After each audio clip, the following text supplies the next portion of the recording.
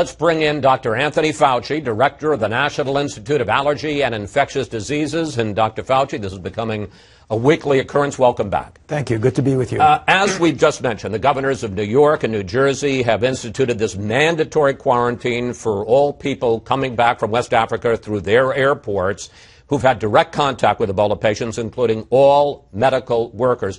Here is Governor Chris Christie announcing it. New Jersey and New York are going to determine the standards of quarantine since CDC's guidance is continually changing, and we need to set a standard for our two states.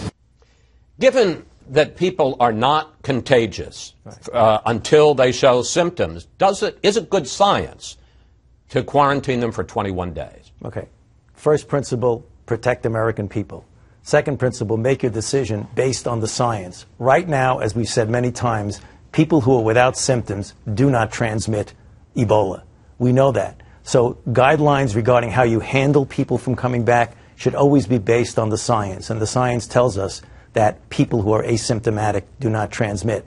That doesn't mean we're cavalier about it, but that means there are other steps that you can protect American people based on the scientific evidence that does not necessarily have to go so far as to possibly have unintended consequences of disincentivizing healthcare workers.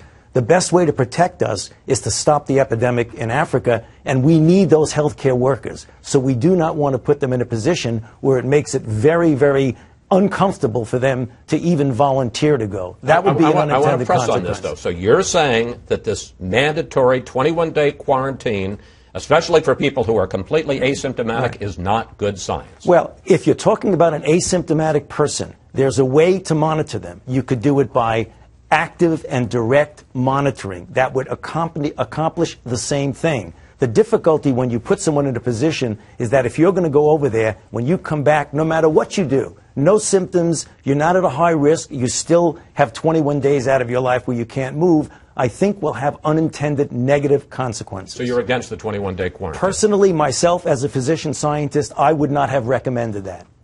But, and I know a lot of listeners out there are going to say, let's look at the case of this doctor, Craig Spencer.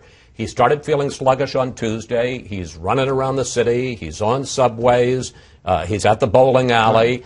And he does all of this before he, is reports in and is taken to the hospital. Can you trust people?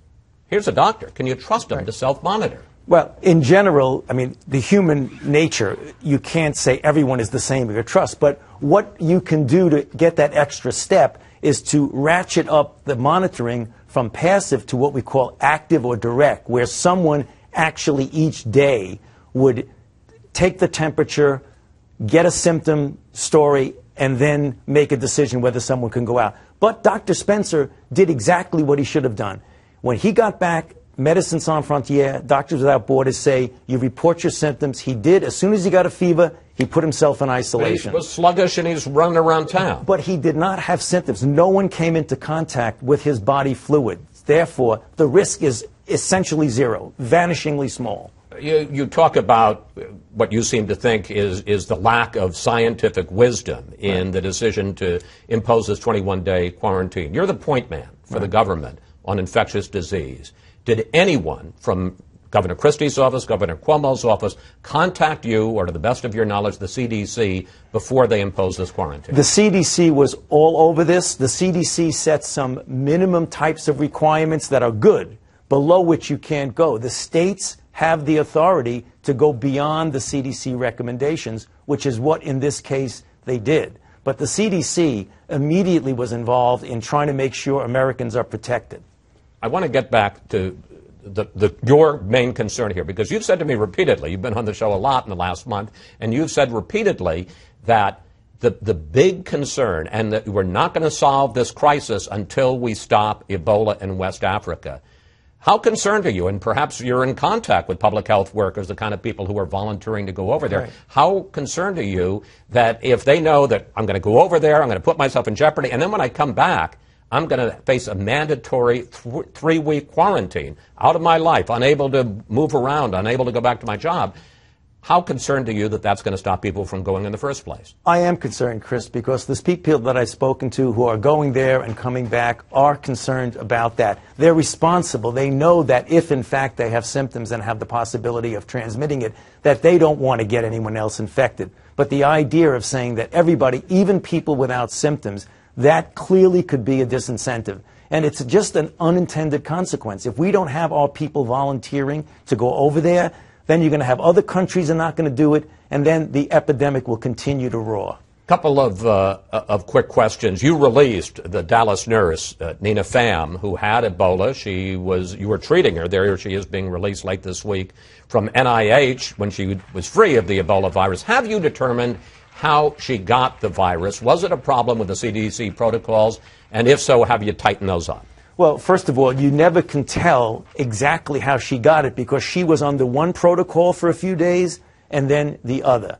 So whatever it was, she certainly was at a risk and got infected. So whenever you see that, Chris, you try and tighten things up. Right now, the CDC protocols are much tighter than they were. Those were protocols that actually worked very well historically in Africa. We find now that with the intensive care setting that we give in this country, they may not be optimal, and that's why the CDC has changed them. Finally, there was a story in the New York Times this week, Mike Leventhal referred to it at the end of his report, that scientists had come up with a vaccine a decade ago that was 100% effective in stopping Ebola in monkeys. But because of the fact that the disease then was so rare that there wasn't a market, there wasn't an incentive to test it and to develop it. Question, is there some way, first of all, do you think we could have had, if there had been a full-speed effort 10 years ago, could we have had an Ebola vaccine by now? And secondly, is there some way, when there is so little market for it, that we can get these things developed just in case we get into this kind of situation? Okay. Answer to both questions. Certainly, without pharmaceutical backing, you're not going to get a vaccine, for sure. We could have had one now. You can't predict because there's scientific issues there. We may not scientifically have been able to do it. But what the government is doing now through a program called BARDA, the Biomedical Advanced Research Development Authority, is to be able to finance things where you can stockpile. So the government is realizing that even if there isn't the need out there now, there may be the need in the future. And that's what that agency is doing. How close are we to a vaccine?